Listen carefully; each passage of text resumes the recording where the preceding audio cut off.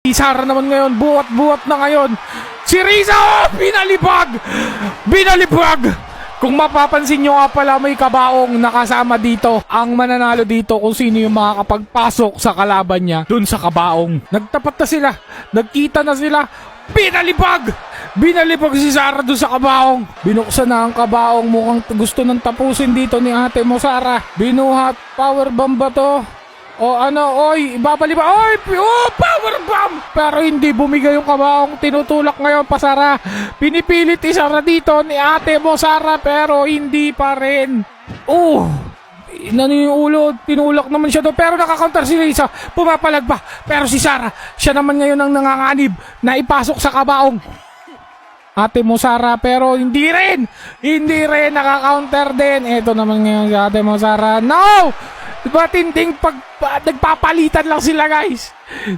Walang gusto pumasok sa kabaong. Walang gusto. Pero pinipilit pa rin ni ate mo, Sara.